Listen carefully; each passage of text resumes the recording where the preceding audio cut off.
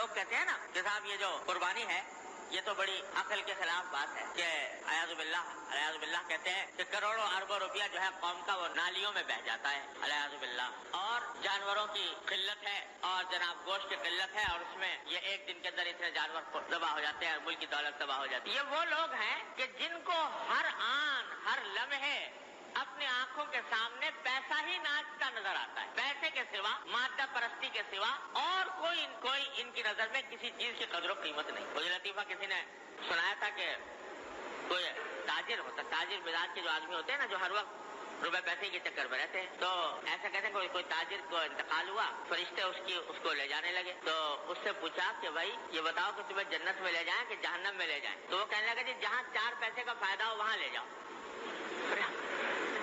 جنت میں 4 پیسے کا فائدہ ہو تو وہاں لے جاؤ، جہنم میں 4 پیسے کا فائدہ ہو تو وہاں لے جاؤ۔ یہ ذہنیت ہے کہ ہر کام دنیا، ہر کام میں پیسہ چاہیے، ہر کام کے اندر مادی منفعت چاہیے۔ وہ یہ سوال کرتی ہے کہ قربانی کے اندر، قربانی کی عبادت میں ہمارا فائدہ کیا ہے 4 پیسے کا؟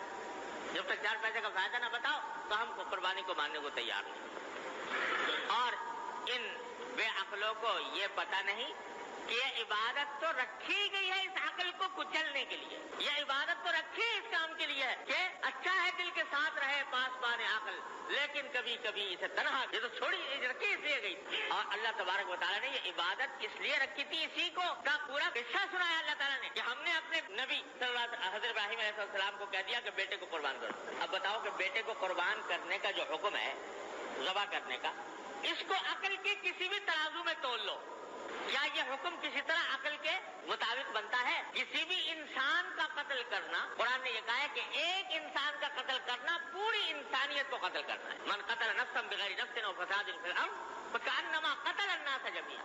ایک آدمی کو قتل کر دیا ناحق تو گویا پوری انسانیت کو قتل کر دیا۔ اور انسان بھی کون؟ نابالغ بچہ جو ہے، اس کے بارے میں حکم یہ ہے کہ عین حالت جنگ میں بھی، جب جہاد ہو رہا ہو کافروں سے، اس وقت بھی حضور اقدس صلی اللہ علیہ وسلم کی ہدایت یہ تھی کہ جب جہاد کی حالت میں کوئی بچہ آ جائے سامنے تو ہرگز ہاتھ مت اٹھانا بچے کو، لا تقتلوا ولیدا، کسی بچے کو کبھی مت قتل کرنا، ولا شیخا فانیا، نہ کسی بہت بوڑھے آدمی، عین حالت جنگ میں بھی منع ہے، استجاء کی حالت امر۔ اور بچہ بھی کون؟ اپنی اولاد، اپنا بیٹا بھی مرادوں سے مانگا ہوا۔ تو کسی بھی میزان پہ تول کے دیکھو، یہ عقل کے کسی میزان پر یہ حکم اترتا نہیں۔ لیکن جب حکم آیا ابراہیم خلیل اللہ علیہ السلام پر تو پلٹ کر ابراہیم علیہ السلام نے یہ نہیں فرمایا، اللہ تعالیٰ سے یہ نہیں پوچھا کہ یا اللہ اس بیٹے نے کیا قصور کیا ہے، یا اللہ یہ حکم آپ نے کیوں دیا، کیا اس کی حکمت ہے، کیا اس کی مصلحت ہے، کچھ نہیں۔ بیٹے کے بعد چلے گئے اور جا کے بتایا کہ دیکھو بیٹا یہ خواب میں دیکھا ہے میں۔ بیٹے نے بھی جو بالکل نا عمر نابالغ، اس نے بھی پلٹ کر یہ نہیں پوچھا کہ ابا جان میرے کس گناہ میں مجھے قتل کیا جا رہا ہے، کس قصور کی سزا دی جا رہی ہے، کیوں یہ حکم آیا ہے؟ جواب میں یہ کہا کہ یا ابت افعل ما تؤمر، ابا جان جو حکم آیا ہے کر گزری، اس لیے کہ اللہ کے حکم کے بعد پھر کوئی مجال نہیں ہے کسی کی عقل کے گھوڑے دوڑانے کی، لہذا کر گزری۔ اور میری فکر نہ کیجیے، ستجدونی انشاءاللہ من الصابرین، مجھے انشاءاللہ آپ صبر کرنے والوں میں سے پائیں گے، میں اس کے اوپر بے صبری کا مظاہرہ نہیں کروں۔ یہ جواب دیا۔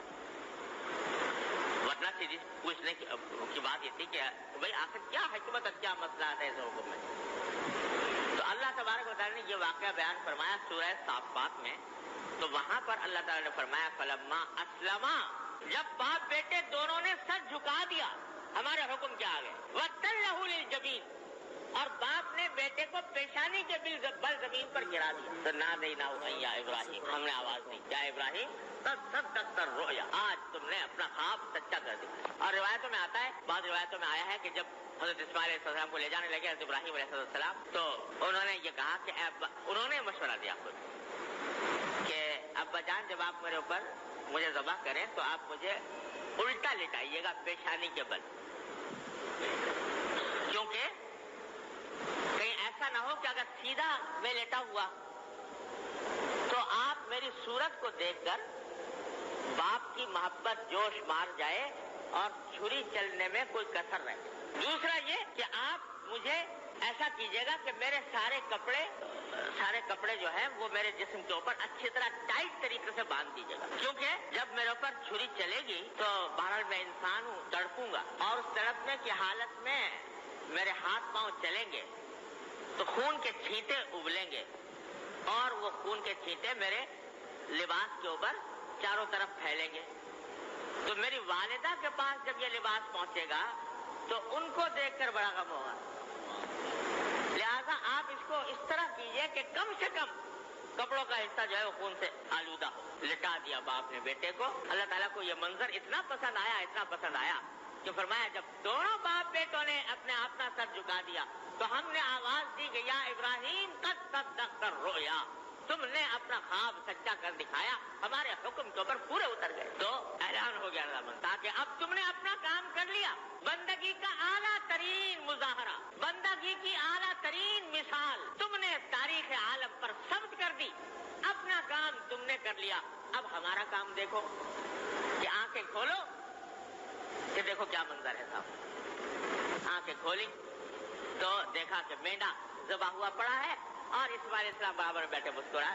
جب یہ کرو گے اور اس جذبے کے ساتھ کرو گے کہ چاہے مجھے ظاہر میں فائدہ کچھ نہیں پہنچ رہا، میری رقم میں کمی آ رہی ہے بظاہر دیکھنے میں، لیکن میرے پروردگار کا حکم ہے اس لیے انجام دے رہا ہوں. جب یہ کام کرو گے، اس جذبے سے کرو گے، تو کہتے ہیں کہ ایک ایک قطرہ جو اس جانور کے خون کا بہے گا، ایک ایک قطرے سے تمہارے گناہ معاف ہوں گے، تمہارے درجات